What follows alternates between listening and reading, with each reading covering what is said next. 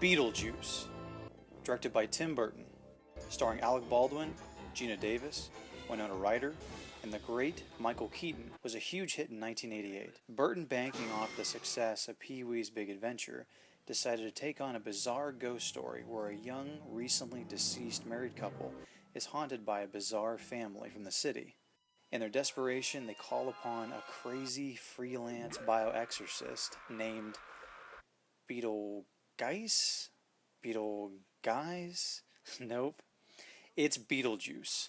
Burton's first choice of who would portray the bioexorcist was the late great Sammy Davis Jr., which would have been a more suave, slow-talking character. I, for one, am glad that the part eventually went to Michael Keaton, because as bad as I would have loved to have seen Sammy wearing the black and white pinstripe suit, you just can't replace Keaton's take on the character. It's showtime.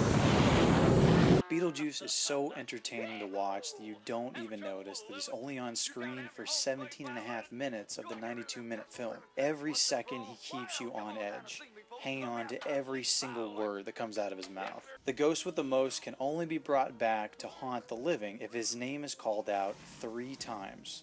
The couple's eternal caseworker, Juno, is adamant that they should not rely on Beetlejuice for help in scaring away the Dietz family, because he will only cause trouble. Juno issues this warning. He was my assistant, but he was a troublemaker. The only way he can be brought back is by calling his name 3 times. But I strongly suggest that you remove the Dietzes yourselves. I love Burton's take on the afterlife. No pearly gates or fire and brimstone. Just a never-ending bureaucracy of forms, caseworkers, take a number, sit and wait, DMV monotony. The crazy characters sitting in the waiting room also have become iconic over the years, and every time that I watch this movie, I notice the different ways that each character died, as told by how they are in the afterlife. It never gets old. You want a cigarette? Oh, no, thank you. I'm trying to cut down myself. The title of the movie has a story all of its own.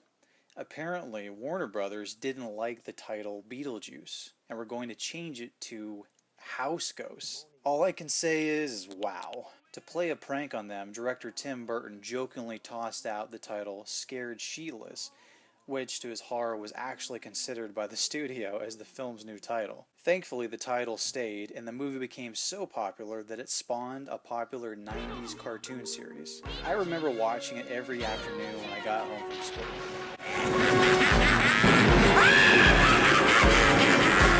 It's showtime! There was also a toy line that was also a huge hit. Gotta love nostalgia. The sandworms are one of the coolest characters in the film.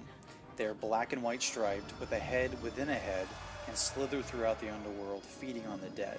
The use of stop motion, blue screen, and puppets really brought this large predator to life. Personally, I enjoy the use of practical effects over CGI. Even though the result isn't as polished, it still looks better. Plus, it's fun trying to figure out how the effect was done. There's several scenes written that never made it into the final film, including one that showed the world of limbo between the living and the dead as giant gears, cutting through actual fabrics that represented time. Beetlejuice is a timeless Halloween classic that has held up over the last 30 years. It has the perfect mix of laughs, interesting characters, and a story that keeps you wanting to see what will happen next. If you love comedies and enjoy spooky movies, then this Tim Burton creation is a must-see. I mean, what are you going to do during your free time? Read? Sounds like that you got an A in the math test. He likes it.